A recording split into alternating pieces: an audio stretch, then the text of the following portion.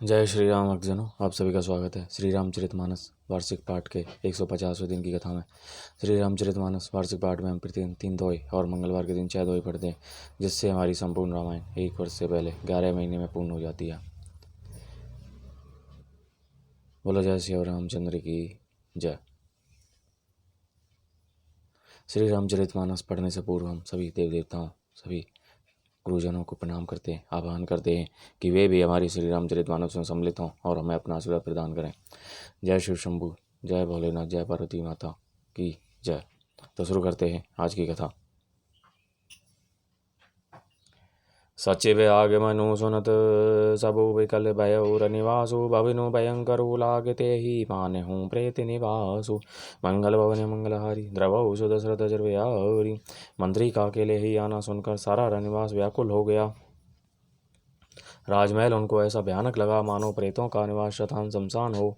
अति आरती सब पूछे ही रानी उतरू न आवे विकल भई बानी सुनई ने सिर बन नयन नहीं सूझा कहो कहाँ निरपूते ही बूझा। अत्यंत आर्त होकर सब रानियां पूछती हैं, पत्र सुमंत्र को कुछ उत्तर नहीं आता। उनकी वाणी विकल हो गई, रुक गई है, न कानों से सुनाई पड़ता है और न आँखों से कुछ सूझता है। वे जो भी सामने आता है उससे पूछते हैं, कहो राजा कहाँ है।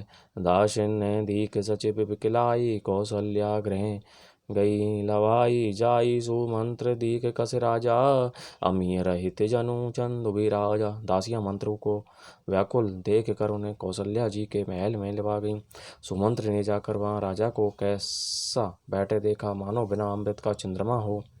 आसन शयन विभूषण ही न परे भूमि तल निपट मलिना जय उषाशु सोचे ही भांति सुरपुर तेजनु खसेऊ जय जाऊती। राजा आसन सैया और आभूषणों से रहित बिल्कुल मलिन उदास पृथ्वी पर पड़े हुए हैं। वे लंबी सांसें लेकर इस प्रकार सोच करते हैं, मानो राजा ययाति स्वर्ग से गिरकर सोच कर रहे हों। लेत सोच भरी छिनु छिनु छाती जनु जरी पंख परेऊ संपाति। राम राम कह राम सनेही पुनि कह राम लखन बैदेही। राजा छन छन में सोच से छाती भर लेते हैं। ऐसी विकल दशा है मानो गिद्धराज जटायु का भाई संपाति पंखों के जल जाने पर गिर पड़ा हो। राजा बार बार राम राम हा सनेही प्यारे राम कहते हैं, फिर हा राम हा लक्ष्मण हा जानकी ऐसा कहने लगते हैं।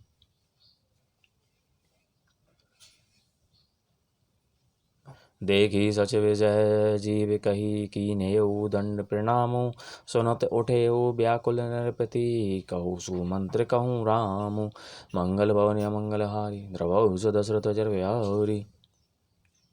मंत्री ने देख कर जयजीव कहकर दंडोत प्रणाम किया। सुनते ही राजा व्याकुल होकर उठे और बोले, सुमंत्र कहो राम कहाँ हैं। भूप सुमंत्रोली ने उरलाई बूढ़त कछो आधार जन पाई सहित सने निकट बैठारी पूछत राऊ नयन बरी बारी। राजा ने सुमंत्र को हृदय से लगा लिया, मानो डूबते हुए आदमी को कुछ सहारा मिल गया हो। मंत्री को स्नेह के साथ पास बैठाकर नेत्रों में जल भर कर राजा पूछने लगे, राम कुशल कहू सखा सनेही कहीं रघुनाथु लखनऊ बैदेही आने फेरी की बनहि सिधाए सुनत सचिव लोचन जल छाए। हे मेरे प्रेमी सखा, श्री राम की कुशल कहो, बताओ श्री राम लक्ष्मण और जानकी कहाँ हैं। उन्हें लौटा लाए हो कि वे वन को चले गए। यह सुनते ही मंत्री के नेत्रों में जल भर आया। शोक विकल पुनि पूछे नरेशु कहू सिय राम लखन संदेशु राम रूप गुणशील स्वभाव सुमेरी सुमेरी उर सोचत राऊ। शोक से व्याकुल होकर राजा फिर पूछने लगे, सीता राम और लक्ष्मण का संदेशा तो कहो। श्री रामचंद्र जी के गुण रूप गुणशील और स्वभाव को याद कर करके राजा हृदय में सोच करते हैं। राहु सुनाई दीने बनवासु सुनी मन भयउ ने हर सुहरासु सो सुत बिछुरत गए ने प्राणा को पापी बड़े मोहि समान। और कहते हैं, मैंने राजा होने की बात सुनाकर वनवास दे दिया। यह सुनकर भी जिस राम के मन में हर्ष और विषाद नहीं हुआ, ऐसे पुत्र के छुड़ने पर भी मेरे प्राण नहीं गए, तब मेरे समान बड़ा पापी कौन होगा।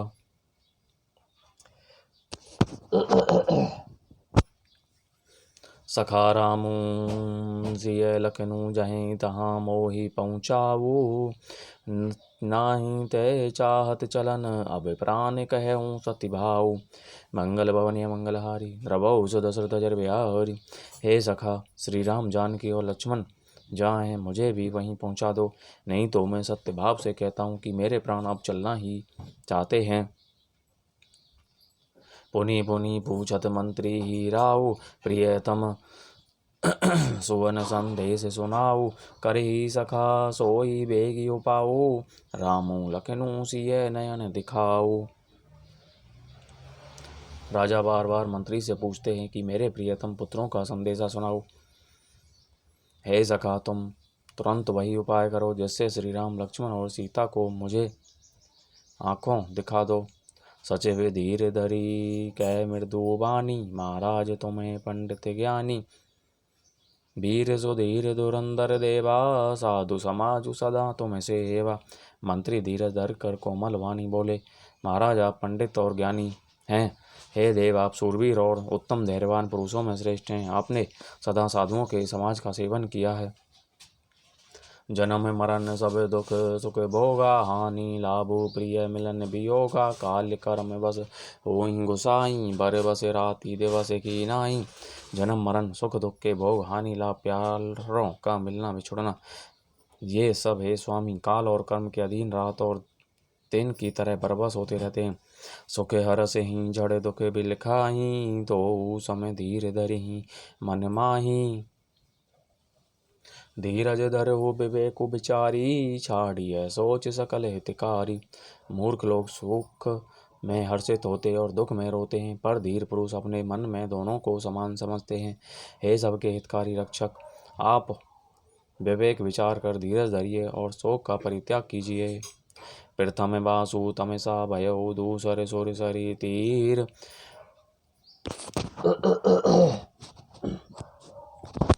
न्याही रहे जलपानु करी सिय समेत दो वीर। मंगल भवन मंगलहारी द्रवौ सो दशरथ जर बिहारी। श्री रामचंद्र जी का पहला निवास मुकाम तमसा के तट पर हुआ, दूसरा गंगा तीर पर। सीता जी सहित दोनों भाई उस दिन स्नान करके जल पीकर ही रहे। बोलो जय श्री रामचंद्र की जय, बोलो श्री रामचंद्र की जय। तो इस प्रकार भक्तजनों आज की कथा का विराम यहीं पर होता है। बोलो जय श्री रामचंद्र की जय। शिव शंकर भोलेनाथ जय, पार्वती माता की जय, सभी देवताओं सभी गुरुजनों की जय। बोलो जय श्री रामचंद्र की जय।